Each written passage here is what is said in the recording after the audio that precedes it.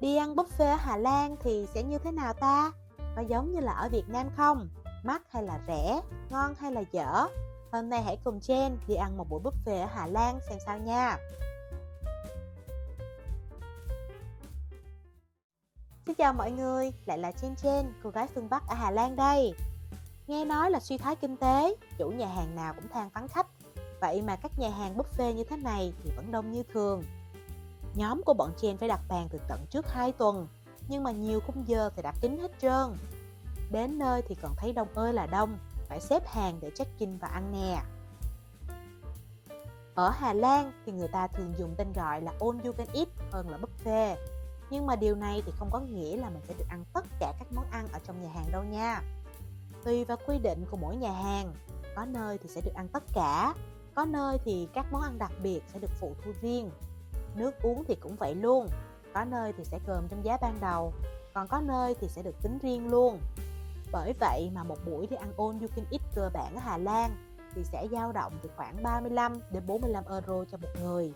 Gặp nhà hàng nào mà phụ thu thêm tiền nước uống, bia, rượu hay là đồ ăn đặc biệt thì sẽ còn cao hơn nữa. Theo trên thấy thì mức giá như vậy cũng bình thường ở đây thôi.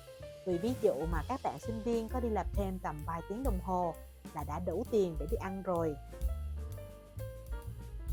Nhà hàng mà bọn mình chọn ngày hôm nay thì có giá cơ bản là 42 euro cho mỗi người. Được ăn uống tất cả các món ở đây, nhưng mà là trừ đồ uống có cồn ra. Mà dĩ nhiên là mấy anh con trai thì không thể bỏ qua bia được rồi, nên phụ thu thêm tiền bia thì mỗi người bọn mình chi là khoảng 50 euro và được ăn trong vòng 2 giờ đồng hồ. Lỡ mà chưa có ăn hết á, thì ngồi lai rai thêm một chút xíu nữa cũng không có sao nha. Đầu tiên là Jen phải xà vào các quầy đồ sushi, ăn dằn bụng thì mới có sức để thăm thú các quầy đồ ăn khác được. Các quầy đồ ăn ở đây thì đều là bếp mở, đầu bếp sẽ chuẩn bị đồ ăn và phiêu đồ ăn liên tục mà vẫn không kịp với các hàng dài người đang đợi. Dù là không có được đa dạng món cho lắm, chủ yếu là có cá hồi, cá ngừ và tôm thôi, nhưng mà sushi ở đây thì tính ra khá là tươi và ngon nha.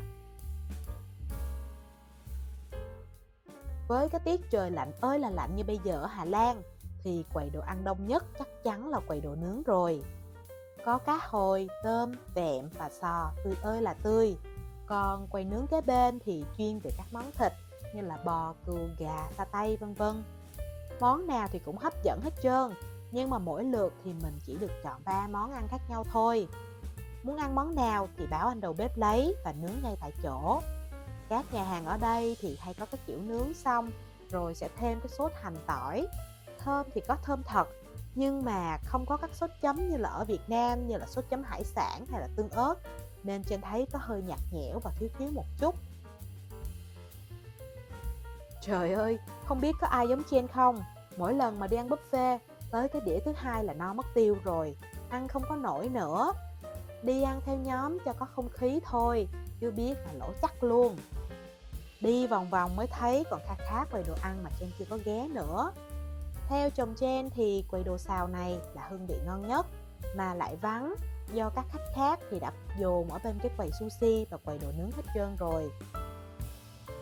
Bên quầy pizza và các món dim sum thì cũng vắng khách hơn hẳn, nhưng mà đi ăn buffet gặp mấy món như thế này sẽ nhanh nhanh no lắm. Dành cho ai ăn rất là khỏe thì mới tới được cái quầy này được. Còn với Jen, ưng ý nhất chắc chắn là quầy đồ ăn tráng miệng rồi. Có no cỡ nào thì cũng luôn có chỗ dành cho đồ ăn tráng miệng cả. Với lại đồ ngọt ở châu Âu thì chưa bao giờ làm Jen phải thất vọng.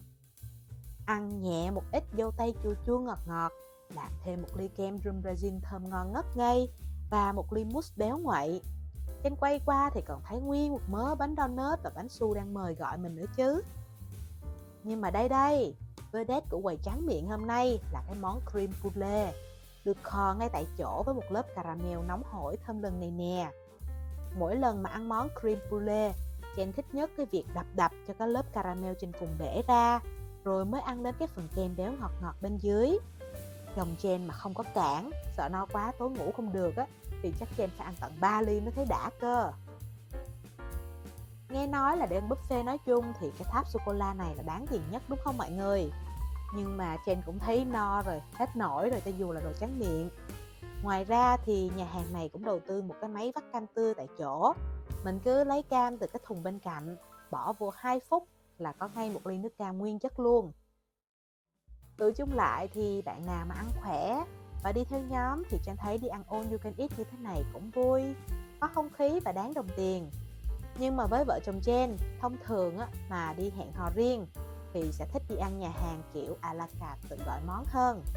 Vì các nhà hàng này không gian sẽ thoáng đãng, thiết kế thì cũng rất là đẹp, đồ ăn thì vừa đủ thôi nhưng mà lại được bài trí tinh tế hơn.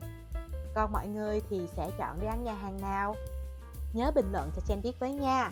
Còn bây giờ thì bye, hẹn gặp mọi người ở những video tiếp theo nha.